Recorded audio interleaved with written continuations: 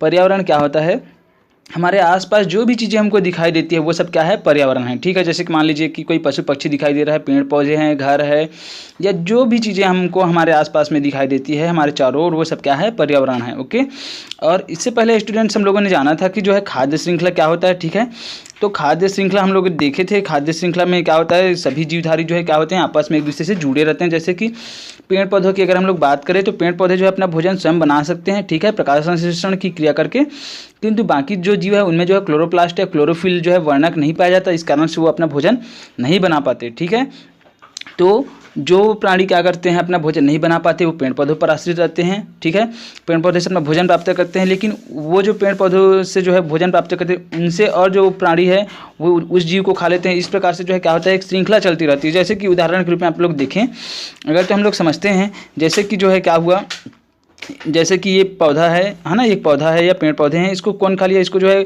बकरी खा ली है ना, और बकरी को कौन खा लिया, बकरी को शेर खा लिए, है ना, शेर खा लिए। तो इस प्रकार से क्या होता है, एक जो है श्रृंखला चलती है ना, एक लंबी श्रृंखला चलती है। अगर हम लोग समुद्र की बात करें तो उसमें तो और लंबी लंबी श्रृंखला चलती है ना, कि काई को फिर छोटे जंतु खा लिए, छोटे जंतु को बड़े जंतु, बड़े जंतु को फिर कौन खा लिए, छोटी मछलियाँ, फिर छोटी मछलियों को बड़ी मछलियाँ, और फिर जो है बड़ी मछलियों को जो है जब बाहर में पहुँचते तो सील खा लिए, और सील को फिर कौन खा लिए, भालू खा लिए।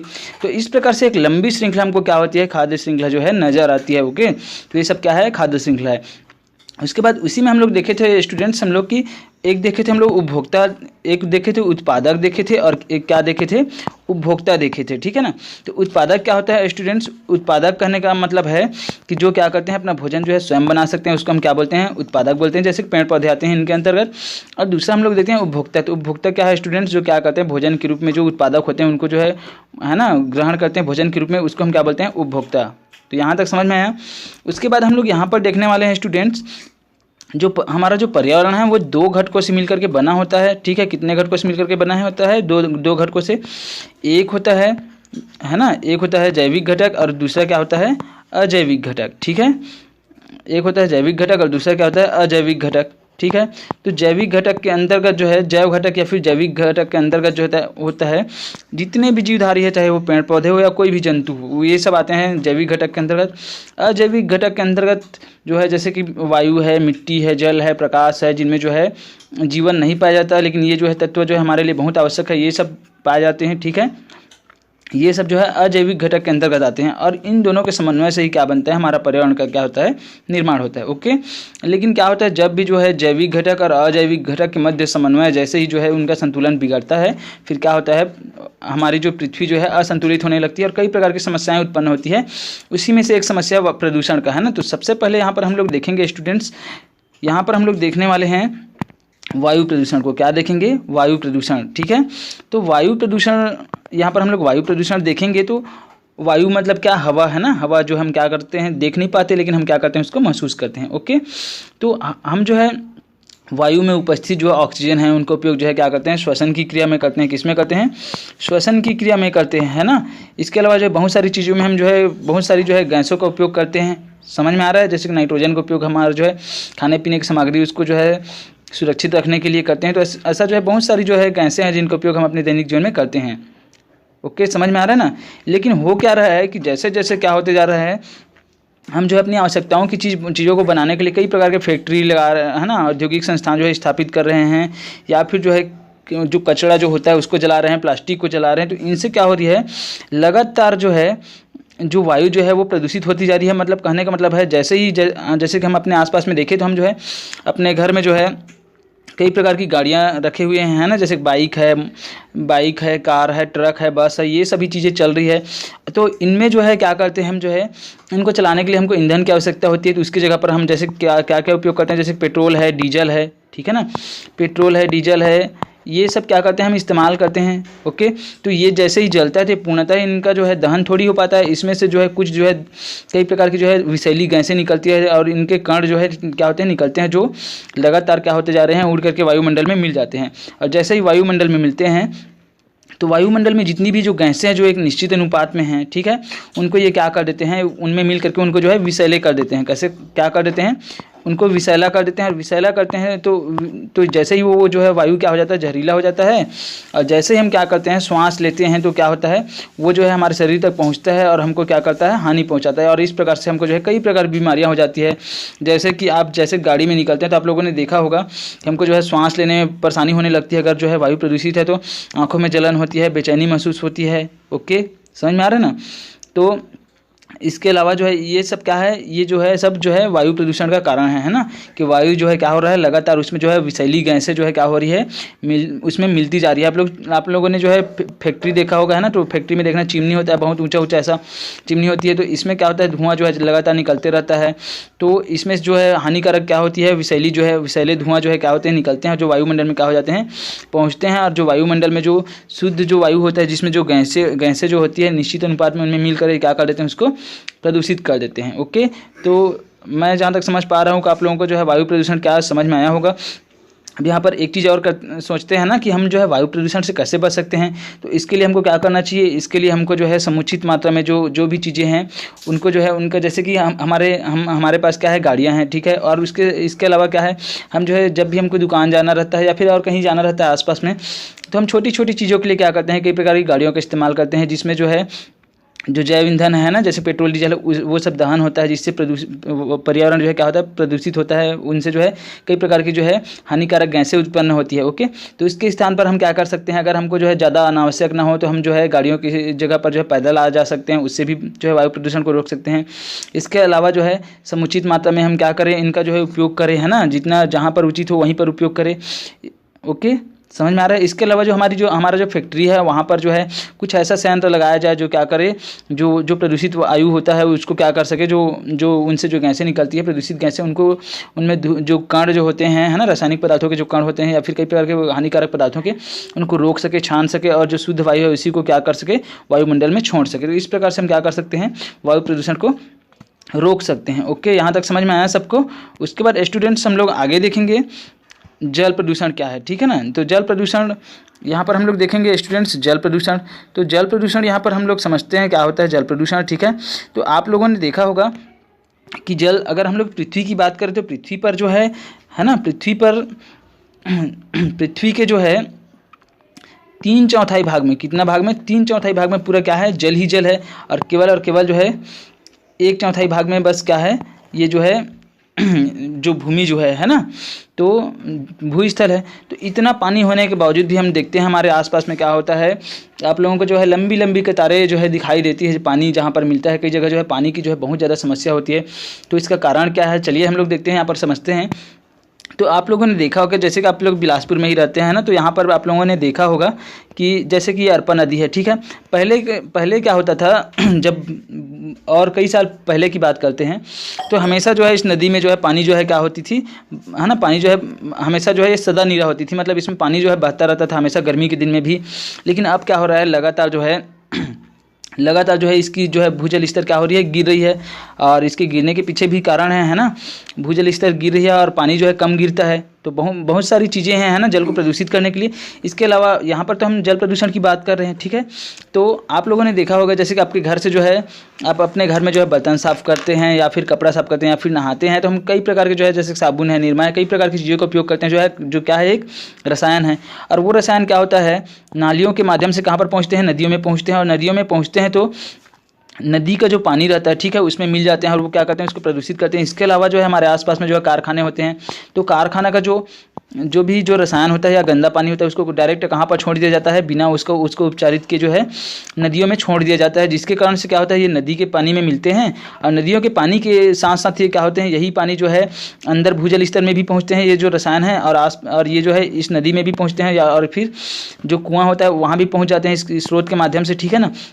और उनको क्या करते हैं, ये जल को जो है प्रदूषित करते हैं। तो यहाँ पर ये है कि हमारे आसपास तो जल बहुत सारा है ना, इतना जो है, हम लोग अगर समुद्र की बात करें तो समुद्र और सागर है ना, उसमें जो है बहुत ज़्यादा क्या है, पानी ही पानी है। लेकिन सभी पानी जो है कैसे हैं, ये सब प्रदूषित हैं, क्योंकि उसमें जो है लवण की मात्रा क्या हो गई है, बहुत ज़्यादा होती है लवण की मात्रा। ओके, तो हम उसको पी सकते हैं क्या, नहीं पी सकते। जैसे ही पानी गंदा होता है तो उसमें भी क्या होता है, लवण की मात्रा बहुत ज़्यादा बढ़ जाती है और कई प्रकार के रसायन मिल जाते हैं जो हमारे स्वास्थ्य के लिए क्या है, बहुत ही ज़्यादा हानिकारक है। उनसे हमको जो है कई प्रकार की बीमारियां होती है, जैसे कि आप लोगों ने सुना होगा, जैसे कि हैजा है, डायरिया है ना। ये सब जो है जल के प्रदूषित होने के कारण से ही क्या होते हैं जिससे जो है हमारे, जैसे कि हम अपने ही देश की बात करें तो हमारे देश में जो है बहुत सारी बीमारियां जो होती है केवल और केवल जो है शुद्ध पेयजल नहीं मिल पाती, इसी कारण से होती है। ओके, समझ में आ रहा है ना।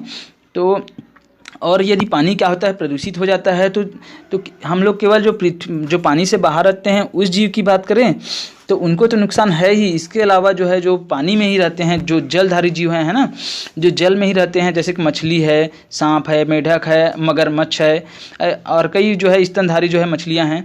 तो इन सब की अगर हम बात करें तो वो भी क्या होते हैं, जैसे ही जल जो है प्रदूषित होता है तो उनको जो है पर्याप्त मात्रा में ऑक्सीजन नहीं मिल पाती है ना, तो इस कारण से वो क्या हो जाते हैं, मर जाते हैं। ओके, समझ में आ रहा है ना। तो ये क्या है, ये जो है जल प्रदूषण है। तो क्या होता है, जितना ज़्यादा क्या होता है उसमें जो है गंदगी जो है जल में जो है घुलते जाती है, और वो जो है नदियों के माध्यम से तालाब में, कुआं में, और जो जल स्रोत है वहाँ पर पहुँचते हैं तो वो क्या करते हैं, जल को जो है प्रदूषित करते हैं, जो हमारे लिए बहुत हानिकारक है ना। और सभी जो है कई प्रकार की बीमारियों का जड़ भी क्या है, जल प्रदूषण है। ओके, अब यहाँ पर हम लोग सोचने वाली बात यह है कि हम जल प्रदूषण को रोक कैसे सकते हैं, ठीक है ना। जल प्रदूषण को हम कैसे रोक सकते हैं, तो इसके लिए ज़रूरी क्या है कि हमारे घर से जो निकलने वाला जल है ना, जो गंदा जल होता है, उसको हम क्या करें, उसको हम जो है है ना, उसको जो है ऐसा कुछ संयंत्र लगाया जाए जिससे जो है प्रदूषित जल को जो है फिर स्वच्छ किया जाए, और उसके बाद जो है उनका फिर से पुनः उपयोग किया जा सके, ताकि हम जो है जल को बचा भी सके और प्रदूषित होने से बचा भी, है ना, उसको बचा सके। इसके अलावा जो है नदी में, नाले में जो है कोई भी कचरा है उसको जो है हम जो है क्या कर जाने से उसमें रोके, है ना। तो इस प्रकार से हम क्या कर सकते हैं, जितना भी जो जल है उसको हम जो है गंदा होने से बचा सकते हैं। ओके, उसके बाद हम लोग देखेंगे स्टूडेंट्स वर्षा जल का संग्रहण हम कैसे कर सकते हैं। तो इसके लिए आपको करना क्या होगा, वर्षा जल का संग्रहण करने के लिए यहाँ पर देखिए एक चित्र आपको दिखाई दे रहा है। तो इस चित्र में जो है आप क्या कर सकते हैं, अपने स्तर पर अपने घर में जो है वर्षा जल का संग्रहण करने के लिए, क्योंकि वर्षा का जल बहुत जो है ना, इसको हम रोक करके जो है बहुत दिनों तक उपयोग कर सकते हैं, इसको संग्रहित करके। तो जब बारिश की दिन आती है ना, बारिश का दिन आता है तो हम बारिश जैसे ही छत में जो बारिश होती है उसको क्या कर सकते हैं, हम इसको जो है पाइप के माध्यम से ऐसा जो है नीचे जो है एक गड्ढा खन लिए, और है ना एक गड्ढा जो है खुदाई कर लिए, और उसके बाद एक टंकी बना दिए, और उसके बाद जो है क्या कर दिए, इसमें जो है हम पानी को आने देते हैं, और पानी जैसे ही आता है तो रिस कर क्या होता है, ये जो है भूजल स्तर में पहुंच जाता है। तो इस प्रकार से हम क्या कर सकते हैं, जो पानी जल जो है क्या होता था, जल जो हमारे छत में जो जल जो भी पानी गिरता था उसको हम जो है क्या कर लिए, इस प्रकार से हम संग्रहित कर सकते हैं। पहले क्या हो जाता था, बस जाता था, उसको हम जो है भूजल स्तर में नीचे पहुंचा दिए। ओके, तो इस प्रकार से वर्षा का जो जल होता है उसको जो है हम क्या कर सकते हैं, संग्रहित कर सकते हैं। ओके, यहाँ तक समझ में आया। उसके बाद हम लोग देखेंगे स्टूडेंट्स, यहाँ पर जो है जो हमारा जो नेक्स्ट टॉपिक है वो है भूमि प्रदूषण, ठीक है। तो भूमि प्रदूषण क्या होता है, तो है ना, भूमि प्रदूषण क्या होता है इसको हम समझते हैं यहाँ पर। तो भूमि प्रदूषण में अगर हम लोग भूमि प्रदूषण की बात करते हैं स्टूडेंट्स, तो यहाँ पर हम लोग देखते हैं कि लगातार क्या होती जा रही है, लगातार जनसंख्या में वृद्धि हो रही है ना। तो मनुष्य की जनसंख्या में वृद्धि हो रही है, तो यहाँ पर खाद्यान्न की जो है समस्या खड़ी हो रही है कि जितने ज़्यादा क्या होंगे, जितना ज़्यादा जो है जनसंख्या बढ़ेगी, है ना, उसके साथ साथ जो है उन लोगों को जीवित रहने के लिए भोजन की आवश्यकता होती है। और भोजन हमको कहाँ से प्राप्त होगा, भोजन हमको तभी प्राप्त होगा ना जब हम फसल उगाएंगे, और फसल कहाँ उगाएंगे, भूमि में उगाएंगे, है ना। और फसल भी तभी उगेंगे जब क्या होगा, भूमि जो है उपजाऊ होगा। समझ में आ रहा है ना। और यदि उपजाऊ नहीं है तो इसका मतलब क्या है, भूमि जो है प्रदूषित हो रही है और वो जो है अनुपजाऊ है ना। तो अभी क्या हो रहा है, जैसे जैसे लगातार जनसंख्या बढ़ रही है, तो जैसे जैसे लगातार जो है जनसंख्या में वृद्धि हो रही है, हम क्या कर रहे हैं, हम जो है फसल को जो है ज़्यादा से ज़्यादा फसल का उत्पादन करना चाहते हैं, ताकि सभी की जो भोजन की आवश्यकता है वो क्या हो सके, उनकी पूर्ति हो सके।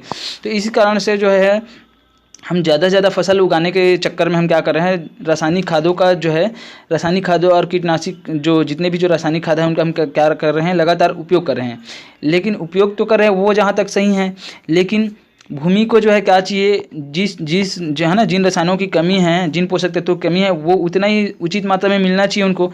लेकिन हम क्या कर रहे हैं, लगातार जो है ज़्यादा से ज़्यादा फसलों का उत्पादन प्राप्त करने के लिए हम जो है ज़्यादा से ज़्यादा जो है एक निश्चित अनुपात में उपयोग नहीं करके हम लोग जो है उनका कोई एक निश्चित अनुपात ही नहीं है ना, इतना ज़्यादा हम क्या कर रहे हैं, उपयोग कर रहे हैं, जिससे क्या हो रही है, जो रासायनिक है ना, रासायनिक पदार्थों के कारण से जो है जो भूमि जो है लगातार क्या हो रही है, अनुपजाऊ होती जा रही है। तो इसी को हम क्या बोलते हैं, भूमि प्रदूषण। क्या बोलते हैं, भूमि प्रदूषण। तो स्टूडेंट इसके अलावा जो है हमारे आसपास में अगर हम देखते हैं तो पॉलीथीन है, जैसे कि पॉलीथीन है, प्लास्टिक है, ये भी क्या है, भूमि प्रदूषण का एक कारण है, क्योंकि ये जो है सड़ते नहीं है ना। अगर हम भूमि में मिट्टी में फेंक देते हैं तो ये सड़ते नहीं है और क्या करते हैं, ये जो है कई सालों तक जो है भूमि में ही रहते हैं और भूमि को क्या कर देते हैं, अनुपजाऊ करते हैं। ओके, समझ में आ रहा है ना। तो इसी को हम क्या बोलते हैं, भूमि प्रदूषण। मतलब भूमि जो है वो क्या हो जाता है, प्रदूषित हो जाता है और अनुपजाऊ हो जाती है, इसको हम क्या बोलते हैं, भूमि प्रदूषण। ओके, तो स्टूडेंट्स यहाँ तक जो है समझ में आया होगा। हाँ, और यहाँ पर हम लोग जो है एक बात है ना, एक चर्चा और कर लेते हैं इसमें, जो है कि हम भूमि को प्रदूषित होने के से हम रोक कैसे सकते हैं। तो इसके लिए हमको क्या करना होगा, भूमि को प्रदूषित होने से रोकने के लिए पहला फैक्टर जो है वो ये है कि हमको जो है क्या करना है, हमको जो है भूमि को जो है क्या कर, इसके लिए हमको क्या करना है, ज़्यादा से ज़्यादा जो है पेड़ पौधे लगाने चाहिए, है ना। इसके अलावा जो है जो चीज़ें हमको क्या करती है, भूमि को प्रदूषित करती है, जैसे कि रासायनिक खाद है ना, उसके स्थान पर हम क्या कर सकते हैं, हम जैविक खादों का प्रयोग कर सकते हैं, जैसे गोबर खाद है, जो हमको बहुत ही सरलता से अपने घर में जो है उपलब्ध हो जाते हैं अगर पशु पाले हैं तो, ठीक है। इसके अलावा जो है हम जो है प्लास्टिक का या फिर अन्य ऐसे जो कचरे हैं, है ना, कचरा है जैसे प्लास्टिक है या फिर पॉलीथीन है, उसका हम कम से कम क्या करें, उपयोग करें, जिससे हम क्या कर सकें, हम जो है भूमि को प्रदूषित होने से रोक सके। ओके, तो मैं जहाँ तक समझ पा रहा हूँ स्टूडेंट्स, आप लोगों को समझ में आया होगा कि जल प्रदूषण क्या है, वायु प्रदूषण क्या है, भूमि प्रदूषण क्या है, ठीक है। इसके बाद जब नेक्स्ट क्लास होगी उसमें हम लोग ध्वनि प्रदूषण पढ़ेंगे। तो स्टूडेंट्स इस क्लास को यहीं पर समाप्त करते हैं।